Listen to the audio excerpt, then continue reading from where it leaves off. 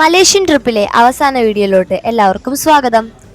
നമ്മൾ ഇപ്പോൾ വന്നിരിക്കുന്നത് കൗലാലംപൂറിലെ ചൈന ടൗണിലാണ്. പെറ്റാലിംഗ് സ്ട്രീറ്റ്സ് എന്നും ഇതിനെ പറയാറുണ്ട്.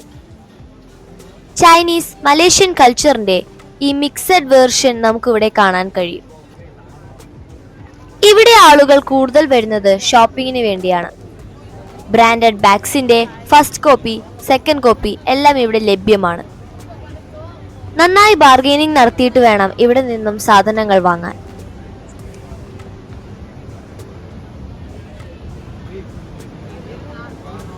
പോകുന്ന വഴിയിൽ മൂച്ചി എന്നൊരു ഫുഡ് കണ്ടു. അപ്പോൾ അത് ട്രൈ ചെയ്യാനാണ് നമ്മളിപ്പോൾ വന്നിരിക്കുന്നത്.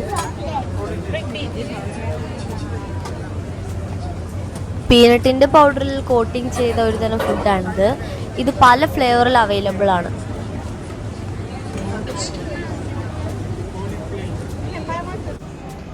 ചൈന ടൗണിൽ തന്നെയുള്ള ഒരു പ്രശസ്തമായ ഗ്വാൻഡി ടെമ്പിൾ എന്നാണ് ഈ ടെമ്പിളിന്റെ പേര്. ഇത് മലേഷ്യയിലെ one of the oldest temple ആണ്. ഇതിനപ്പുറത്ത് ഒരു മഹാമാരിയമ്മൻ ടെമ്പിൾ കൂടിയുണ്ട്.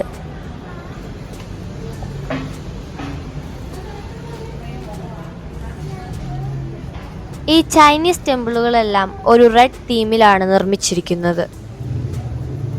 ഞങ്ങൾ താമസിക്കുന്നത് ചൗക്കിറ്റ് എന്ന സ്ഥലത്താണ്. അവിടെ നിന്ന് മോണോറെയിലും മെട്രോയും എല്ലാം കയറിയിട്ടാണ് ഇവിടെ, അതായത് ചൈനീസ് മാർക്കറ്റും ടെമ്പിളും കാണാൻ എത്തിയത്.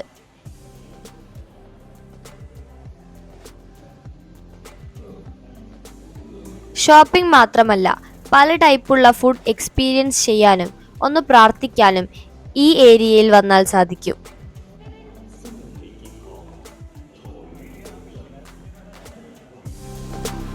KL ടവർ, കൗലാലംപൂർ ടവർ എന്നാണ് ഫുൾ ഫോം. ഇതിന്റെ ടോപ്പിൽ കാണുന്ന ഗ്ലോബിൽ 6 നിലകളുണ്ട്. ഇതൊരു ടെലികമ്മ്യൂണിക്കേഷൻ ടവർ ആണ്. അതുകൊണ്ട് തന്നെ ആന്റിനയുടെ ഹൈറ്റ് 421 മീറ്ററായി ഹൈറ്റ് വർദ്ധിപ്പിക്കുന്നു. റൂഫ് ടോപ്പ് ശരിക്കും 335 മീറ്റർ. അടിയിലുള്ള ടവറിന്റെ ഭാഗം എന്ന് പറഞ്ഞാൽ സ്റ്റെയർ എലിവേറ്റർ ആണ്. 4 ഹൈ സ്പീഡ് ലിഫ്റ്റുകൾ ഉണ്ട്.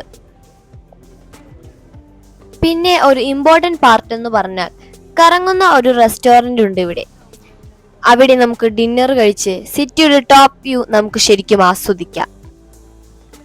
6 നിലകളുള്ള ഇതിന്റെ ഓരോ ഫ്ലോറിലേക്കും പോകാൻ വേറെ വേറെ ടിക്കറ്റുകൾ ലഭ്യമാണ്. ഈ ടവർ വേൾഡിലെ 7th ടോളസ്റ്റ് ടവർ കൂടിയാണ്.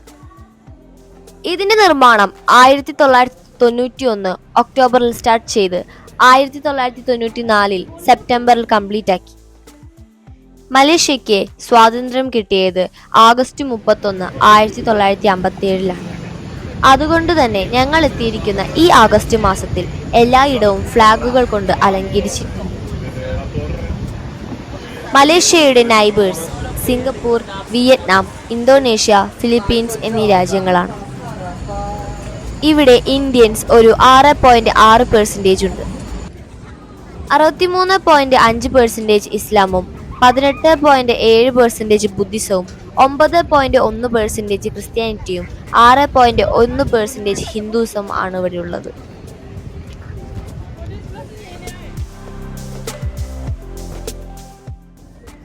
ഇന്ന് കുറെ ദൂരം ചുറ്റിക്കറങ്ങി ആകെ ക്ഷീണിച്ചിട്ട് ഒരു ശാന്തമായ പാർക്കിലേക്ക് ഞങ്ങളിപ്പോൾ എത്തിയിരിക്കുകയാണ്. ഇവിടെ നടക്കാൻ നദാനയ്ക്ക് തീരെ വയ്യാത്ത കാരണം നേതന അവളെ എടുത്തുകൊണ്ട് ബെഞ്ചിന്റെ അടുത്തേക്ക് പോവാണ്.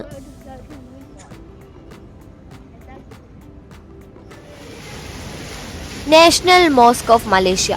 ഈ മോസ്കിൽ 15,000 ആൾക്കാർ ഉൾക്കൊള്ളാനുള്ള വലിപ്പമുണ്ട്. 13 ഏക്കറായി വിസ്തൃതിയിലാണ് ഈ ഭംഗിയുള്ള മോസ്ക് നിലകൊള്ളുന്നത്. ഇതിന് 73 മീറ്റർ ഹൈറ്റുള്ള മിനാരമുണ്ട്. ഈ മോസ്കിന് ചുറ്റും വലിയ വലിയ പൂന്തോട്ടങ്ങളുണ്ട്.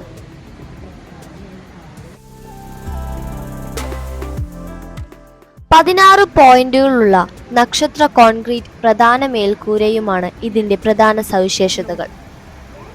പ്രധാന മേൽക്കൂര ഒരു തുറന്ന കുടയെ അനുസ്മരിപ്പിക്കുന്നു. മിനാരത്തിന്റെ ടോപ്പ് സൈഡ് ഒരു മടക്കിയ കുടയെ അനുസ്മരിപ്പിക്കുന്നു.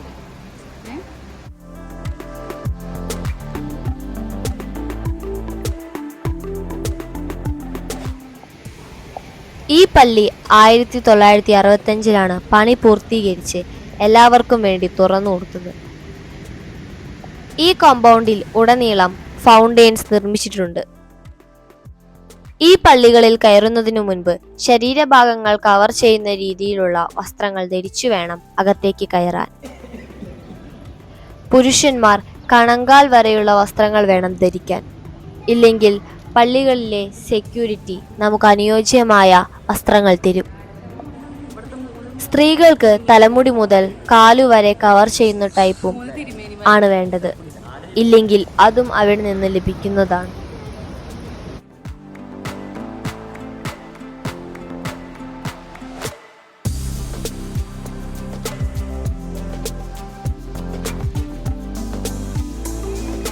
ഇനി നമ്മൾ കാണാൻ പോകുന്നത് വേൾഡ് ടാളസ്റ്റ് ബ്രോൺസ് പ്രതിമകളിൽ ഒന്നായ നാഷണൽ മോണുമെന്റിനെയാണ്. അങ്ങനെ നടന്നുകൊണ്ടിരിക്കുകയാണ്.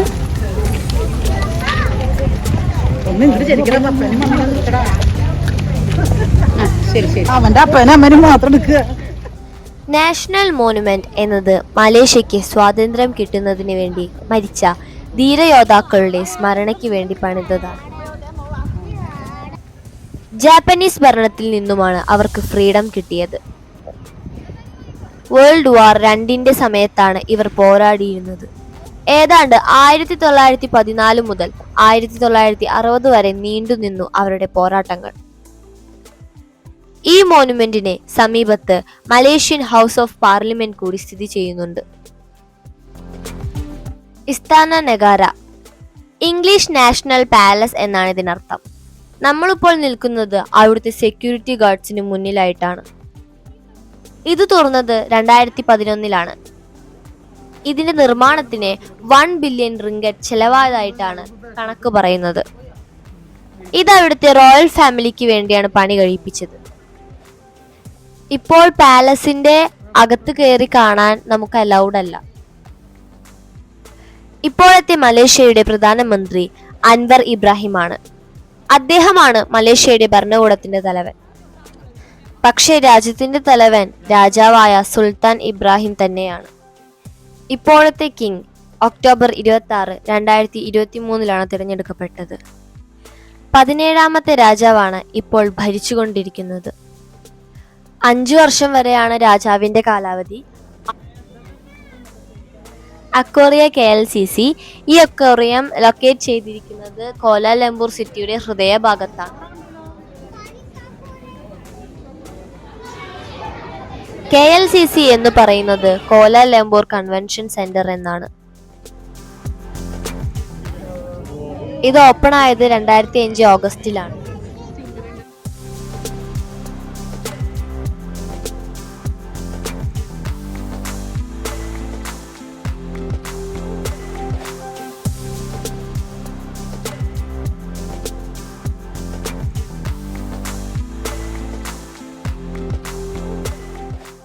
ഇത് പെട്രോണാസ് ട്വിൻ ടവറിന് അടുത്താണ് സ്ഥിതി ചെയ്യുന്നത്.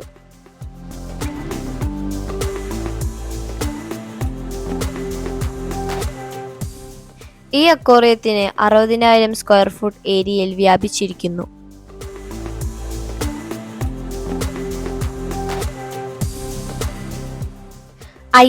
ൽ കൂടുതൽ വ്യത്യസ്ത ജലജീവികളുടെയും കരജീവികളെയും കാണാൻ പറ്റുന്ന ഒരു അത്യാധുനിക സമുദ്ര കേന്ദ്രമാണ് കൗലാലംപൂരിലുള്ള ഈ അക്വേറിയ KLCC.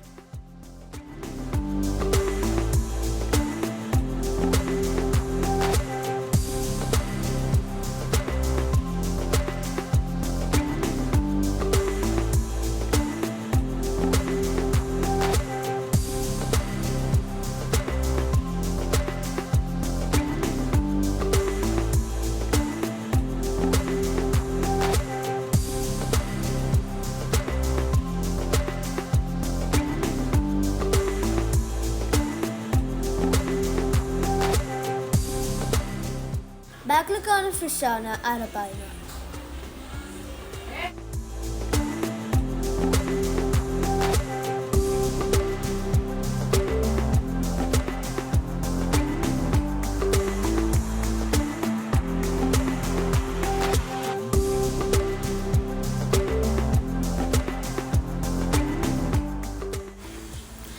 ടാങ്കിൽ അടിയിൽ ഒരു ബ്ലാക്ക് കറുത്ത സാധനം ആണ് സീ പിക്കൽ.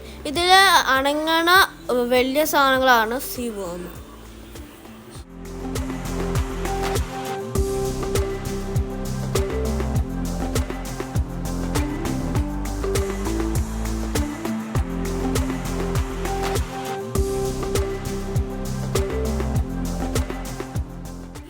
ഇപ്പോൾ കാണുന്നത് വേൾഡ് സെക്കൻഡ് വെനമസ് ഫിഷ് ആണ്. അതിൻ്റെ പേരാണ് ലൈൻ ഫിഷ്.